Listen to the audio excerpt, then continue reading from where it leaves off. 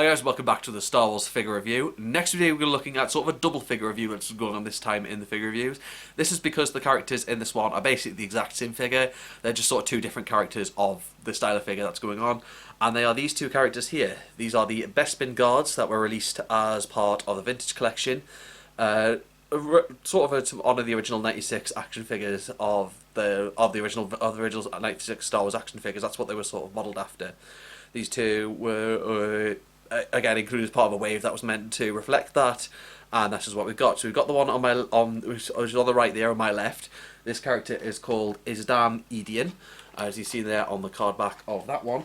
And my other one on my right, or your left, is called Spinoza, as you see on the card back from that one. As you see, they've given their original card backs there, and of course on the back we do get the other figures in the wave, which were also based on the original '96. Wasn't too big of a fan of this wave when it was announced, because it was largely just stuff that we'd already had in the past. You know, recently, especially the fact that it was a Stormtrooper, an R2-D2, and then the Death Star gunner. Like the Imperial gunner had just recently been reissued as a Rogue One line, and that's exactly what that is. It's a Rogue One reissue. So if you've already, that's just for an army build. And the R2, like we've got so many R2s going on at the minute. This is one with a range scope that one was for, but that had a nice little fancy retro art card back. But these were the only two in the wave I was really aiming for. So since they are both the exact same figure, I'll probably look at them in succession. So we'll just start with Edian. Now Edian does have a more prominent role in The Empire Strikes Back than you think, as he is the one who is transporting Han Solo from the carbonite chamber to Slave One, where he loads it aboard Slave One for Boba Fett, and then of course he is never seen again for the rest of the film. We can only assume that off screen what happens is he puts Han Solo in the cargo hold, then leaves Slave One, allowing Boba Fett to leave nicely, since we don't see him in comics or anything like that. We don't see him still on board it in comics, since obviously he got off after he was loaded. But again, he's one of those really good figures. I just sculpted him in nicely for giving him the looks. I've never had Bespin guards in my collection, so it really adds to my Empire Strikes Back part of my shelves. And just like they've obviously displayed the artwork on this guy nicely, so you can see everything that he has. Given the Bespin guard uniform. You can use these as well to create a sort of the scene where they capture the Imperial officer and free Lando, Leia, Chewbacca, and C-3PO, so they can take them. They obviously they take them to the security tower. Of course, Edian's away, pushing Han to Slave One. Now, of course, the other one, I keep forgetting these guys' names, so I'm just going to read this one again. Spinoza. As we see there, he is another one on there. Again, they've sculpted him nicely in regards to the character you have on the card back. Like, he really matched up pretty well. I think he's among the ones that eventually intercept the Imperial officer Shekiel, who was of course played by Jeremy Bulloch as well, in freeing, obviously getting Leia and Chewbacca and C-3PO freed, and then they go with Lobot to hold them in the security tower, as he says.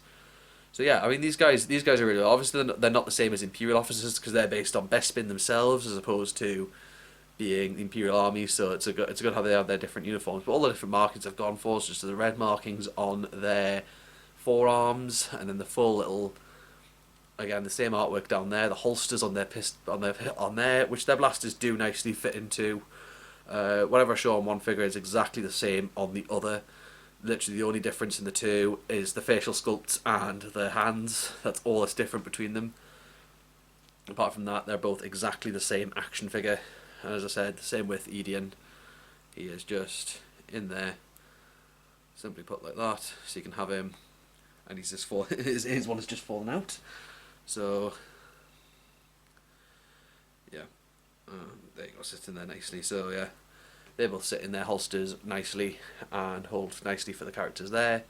Now, Edian has actually had a Lego release way back when. So this one here, Edian, was released as a Lego minifigure back in 2006. This was when we had a Boba Fett Slave One set released. This one included Boba Fett, as we know. It also included IG-88, Dengar, and the Bespin Guard, and they modelled it after Edian.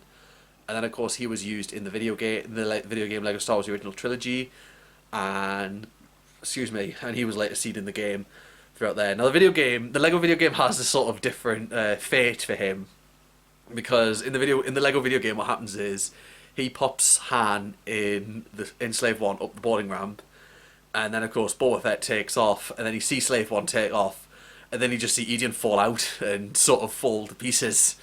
But he does also go around as a sort of the default Bespin guard as well, as he's seen in the game. So that's what he gets on there. Obviously he's just a background character half the time, but it's good to see Hasbro give the detail necessary for these background characters, especially in the vintage collection. So I know a lot of fans have been leaning more towards it when it comes to figures rather than sticking with the Black Series these days. I know part of it's down to the whole plastic-free packaging thing, but even if it wasn't that, some of these the vintage collection figures really have upped their game in recent months, especially even when you're keeping them sealed as well. Like I've got some of the ones from Kenobi so far. I've got Obi-Wan and Reva so far in vintage collection, and they're just as good. I mean, it's good to see Hasbro put that little part of effort into giving these characters just that much little detail. And even when it comes to articulation, this is modern articulation for these figures. You get the ball jointed heads on both of them, ball hinged shoulders and elbows, ball hinged wrists, ball jointed torsos, both of them exactly the same. Ball hinged hips, exactly the same on the other one.